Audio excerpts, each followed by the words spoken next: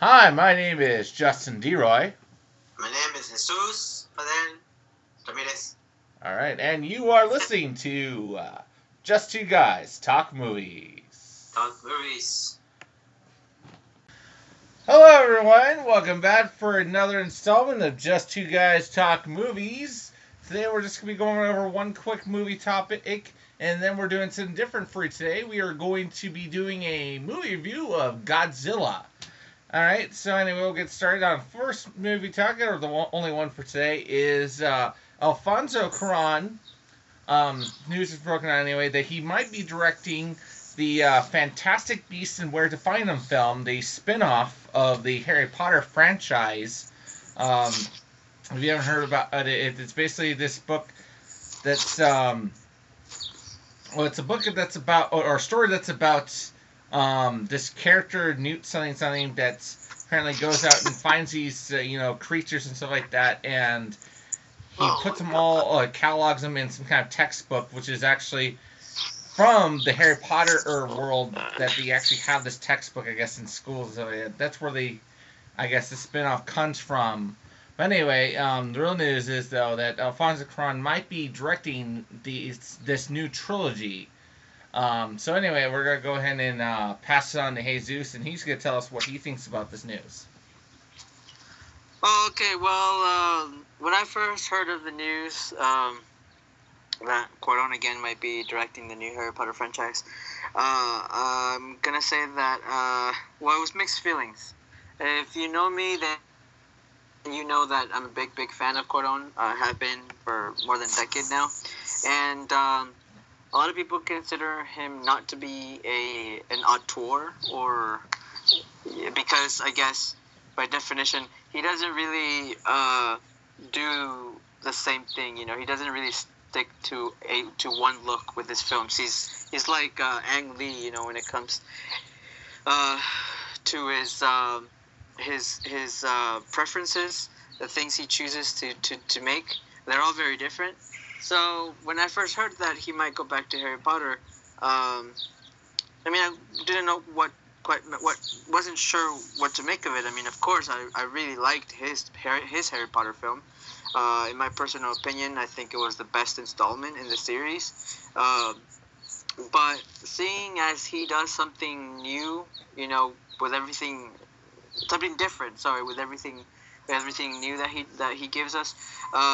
It was kind of a surprise to hear that he might go back and do something that he's already done before.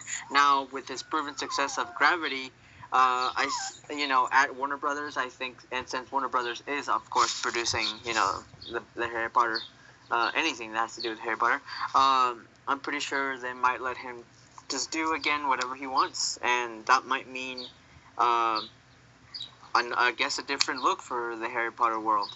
So, am I completely thrilled? I'm not sure. Personally, I would rather see him do something new, something fresh, something that we haven't seen him done before. But I think he can. If he does, if he does take the job, I would not be mad. I would welcome it with open arms, because I think he's a very good director, and I think he might do a good job nonetheless. What are your thoughts, Justin? Well, I'm kind of with you. I would have actually rather, see him try to move on to his next best, the next best thing. Yeah. He's improved with each movie, and he gives us new, interesting stuff. He changes his style. I kind of like that refreshness of, instead of just this directors who try to stick to the same style. Which, also another one, I can't think of the, you might remember the guy's name. He did the Insidious films. He's kind of trying to do the same thing almost, where he started off with, doing the horror films, and now he's moved on. He's done action with, changing up and doing the Fast and Furious franchise. And I like that when I see that from directors, they don't want to just get into one comfort zone where they're just sticking to one thing. Yeah. That being Those are said, my though, favorite kind of directors. Yeah. That being said, though, it's not like I don't mind that he's going to direct it. If he chooses to direct it, that's fine. I'm sure he's going to do a great job, and it's hopefully it'll be a fantastic film. Like he's already done, like you said, Prisoner of Azkaban, and same with me. I thought it was one of my favorites of all the films.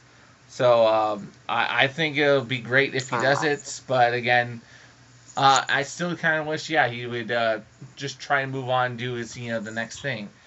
Yeah. There's not. I mean, it's okay.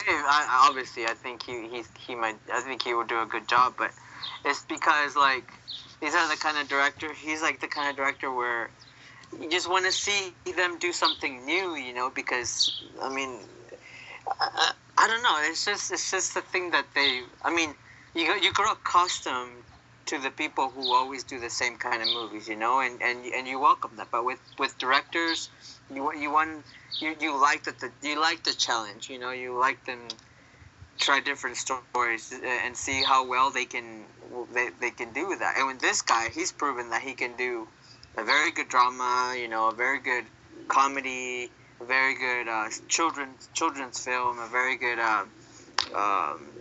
science fiction. Two of them actually. So I don't know. It would be interesting to see what he can do though with this Harry Potter. If well, not really Harry Potter, but it would be interesting to see what new things he can bring to the table. But I mean, I don't know. I still whatever the decision is, I think that like I said, I welcome it. Doesn't matter. I was going to say just one last thing before we move on. I was also just thinking it could also be that maybe Warner Brothers should maybe try to persuade him to do this film, because they probably know just as much as like the fans might know that Azkaban was probably one of the more successful of the films and more fan loved. So to start a new spin-off franchise, you want to start off with someone that they already seen that has been successful with the original franchise. And maybe possibly Warner Brothers has persisted in maybe trying to see if they can get him back. But to be honest, actually, Azkaban was the movie. I mean, obviously it made a lot of money, but it was the one that made the least money of them all. It was. So I think honestly, it's just the relationship that Warner Brothers and Cuarón have right now. He's given them two very successful films. With the latest one, not just financially, but also it was critically acclaimed and it received a bunch of awards. So I think it has to do more with with the relationship and the fact that they recognize that this is a good director. I mean, because like I said, the last four Harry Potters, I think, or 3 or 4 Harry Potter movies were directed by the same guy, and those weighed a lot more money than the first ones.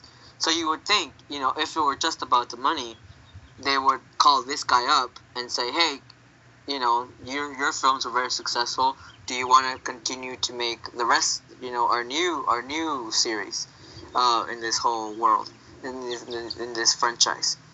So, I mean, I like that. They appreciate it, but I mean, I don't know. Or there could be a game, like I hear that they're playing the game where, the director has this really neat idea of a new project that they want to make, but I guess they have to make a deal with the production company, and the deal is okay, we'll give you all the money you want for your project, but first you're gonna do these movies for us, Yeah. And I'm not saying that's what's happening, but I hear that it's a lot of the cases that's what happens in Hollywood. But I mean, I don't know. Like I said, I think either way, Warner Brothers is smart, because Warner Brothers, Cuarón right now is a very, very liked director, and obviously a very successful one. He's at the top of his game, so it would not be a bad idea at all.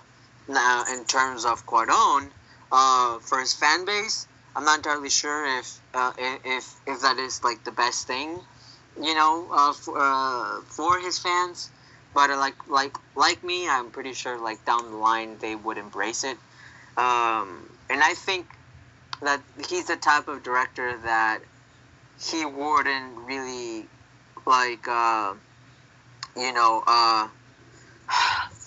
just settle with whatever ideas or crazy ideas a studio would give him. Even though, of course, his word is not the last word in these kind of films. The director's word is never the last one.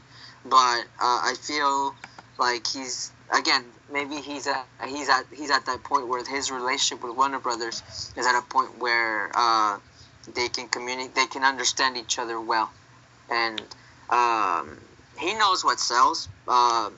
He's done a good job of giving us a good blockbuster while still retaining that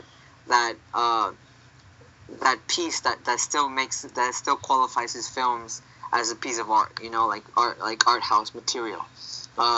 Gravity, again, for example, that movie cost a lot of money, more than 100 million, but yet it still managed to feel like, I don't know, an independent film, and in the terms of that, it was very emotional and artsy kind.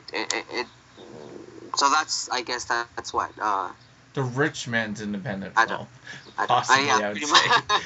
I guess you don't see a lot of independent films with the kind of special effects though that he had, but I kind of agree with what you're saying over there. Yeah, but I guess I'm going on a tangent now.